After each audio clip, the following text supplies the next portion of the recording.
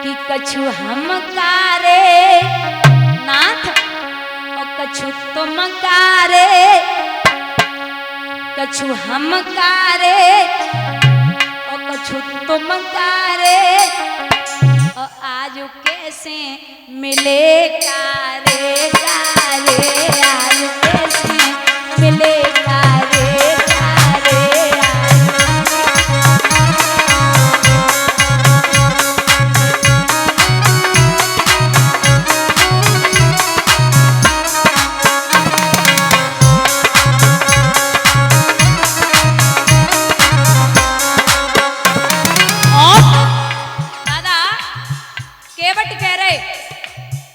तुम नाव वाले राम से, तुम नाव वाले हम नाव वाले, तुम नाव वाले हम नाव वाले, आज कैसे मिले दोनों नाव वाले, आज कैसे मिले दोनों नाव वाले।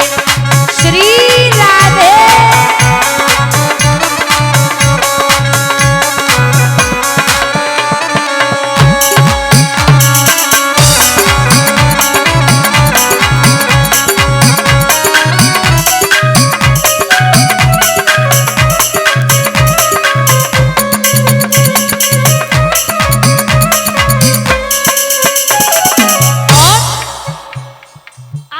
वाले हो, लोगों को भव से पार उतारते हो। और जितने तुमने तारे राक्षस, जितने तुमने तारे उतने हमने उतारे गंगा से पार, जितने तुमने तारे उतने नभ में तारे, आज कैसे मिले कारे कारे, आज कैसे।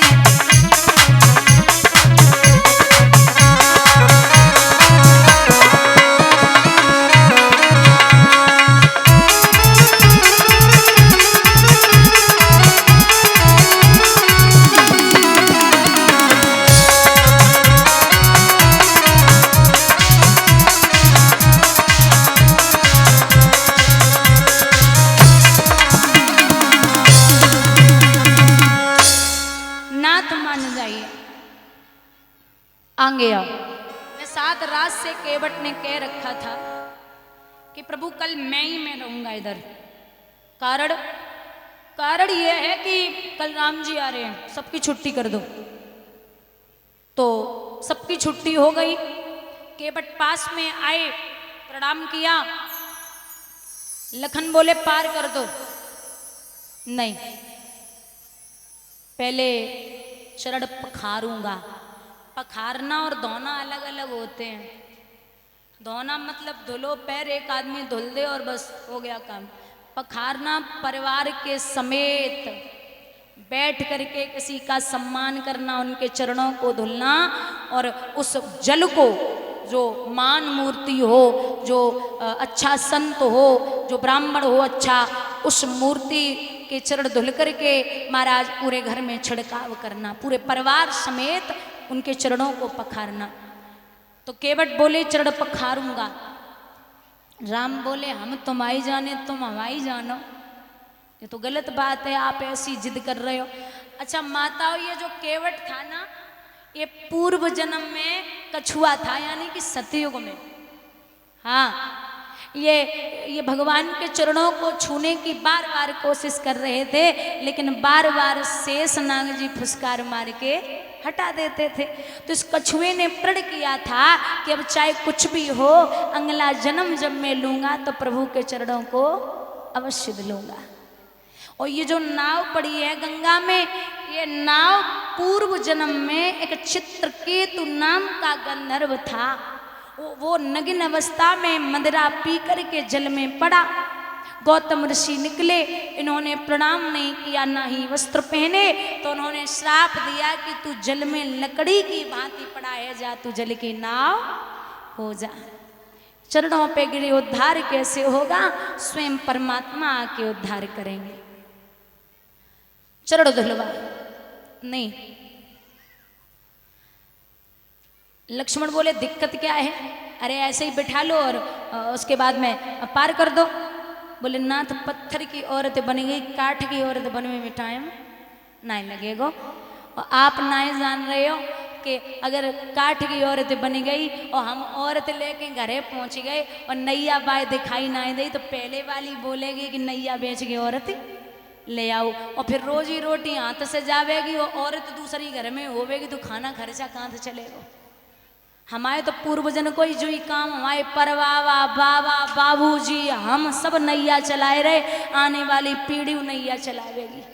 तो ऐसे हमारी जो रोजी रोटी है नाथ, आप चरण धुलवा लो।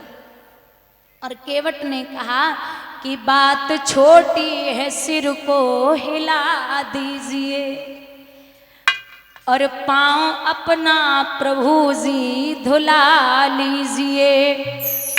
हमें अनपढ़ कोई भूल हो भी गई, आप मालिक हैं सब कुछ भुला दीजिए।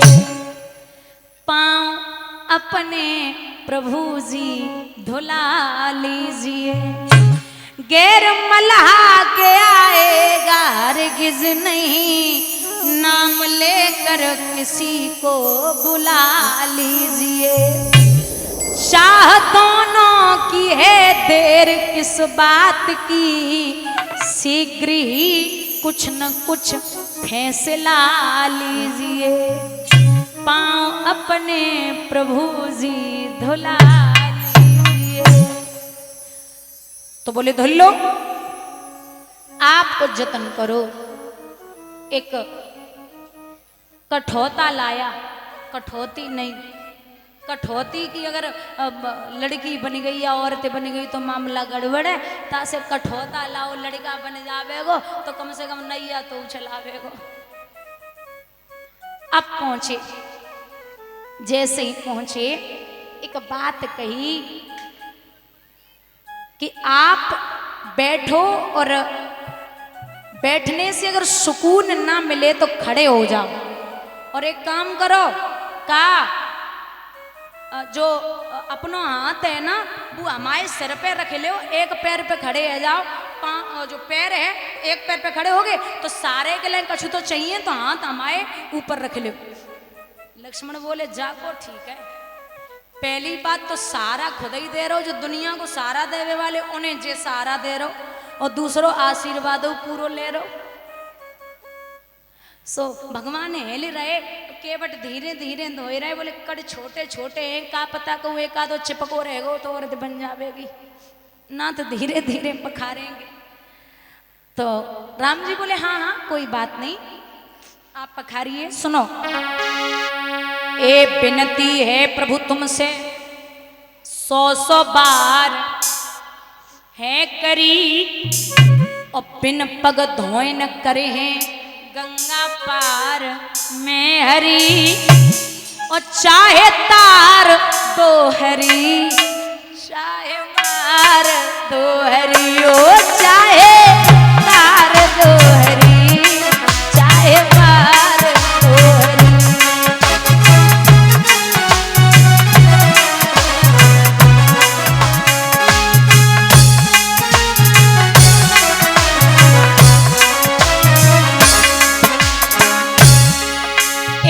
गौतम ऋषि की नारी अहिल्या चरण छुअत ते तारी, कृपा करो अरे रोजी है जा काट गिना हो हमारी।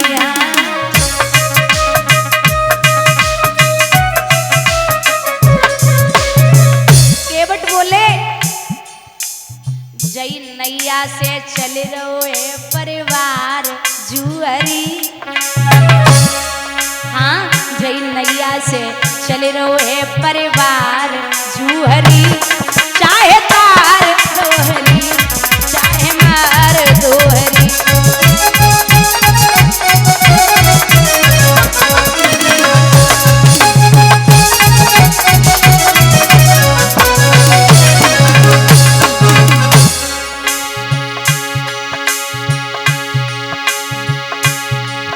ए प्रभु के चरण धुले के बटने चरणामृत पी डाला। हाँ नैया में बैठाए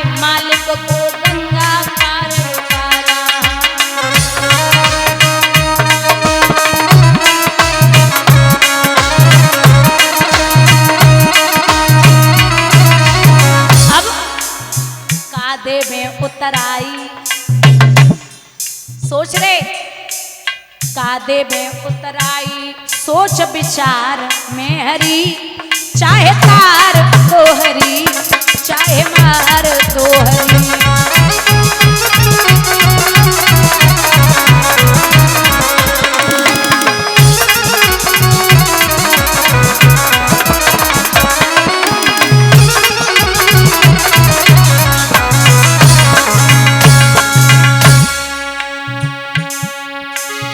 हीरा जड़ित अंगूठी प्रभु को दीनी सीता माई, कहन लगे लो केवट भैया जाले लो उतराई। हाँ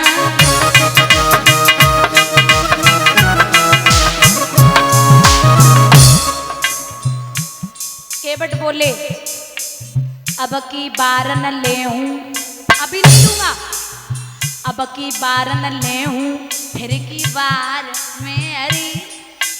अभी नहीं, अभी आप जाओ, जब वापस आओगे तब ले लूंगा। और फिर नाथ तुम आए हम घाट उतारे और हम जाएंगे घाट तुम्हारे। आज आप मेरे घाट पे आए हो तो मैंने आपको गंगा से पार उतार दिया, कल ये दास जब आपके घाट पे जाए तो आप मुझे भवसागर से पार उतार देना। अब की बार न ले हूं, फिर की बार में हरी, अब की बार न ले हूं, फिर की बार में हरी, चाहे तार तो हरी, चाहे मार तो हरी।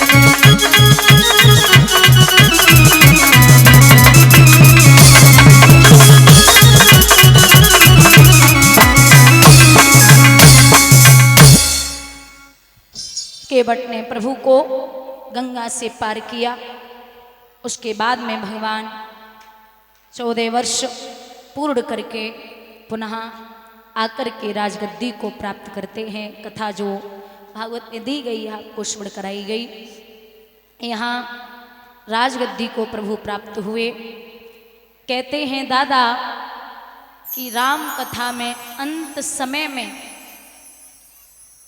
राम कथा के जो अंत समय एक बड़ी प्यारी छोटी सी कहानी है कि जब रावण को प्रभु ने मारा था, रावण मृतक शैया पे थे, तो एक ही चीज समझ में आती है कि राम जी ने कहा था कि रावण बहुत बड़ा विद्वान है, ब्राह्मण है और अच्छा है, तो आप लखन से कहा कुछ सीख के आओ। तो लखन गए, रावण पड़े हुए थे, सिर की तरफ खड़े हो गए, रावण नहीं बोला। राम जी से आकर के कहा प्रभु वो तो बोला ही नहीं, रस्सी जल गई लेकिन बल नहीं गया, सांसें अटकी पड़ी। राम जी बोले कहाँ खड़े हुए थे? वो सर की तरफ। बोले हम क्षत्रिय हैं, रघुवंशी हैं, वो ब्राह्मण है, तो आप चरणों की तरफ खड़े होना। तब एक बात पूछना।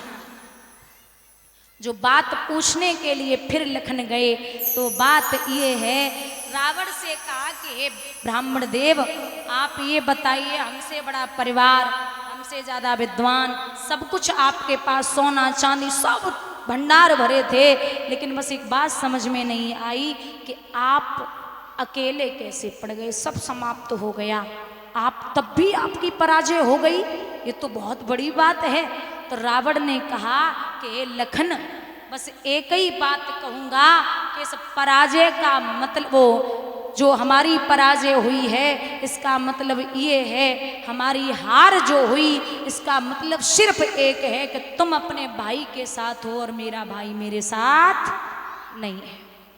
मैं इसलिए हारा हूं कि तुम्हारा भाई तुम्हारे साथ है और मेरा भाई मेरे साथ नहीं है।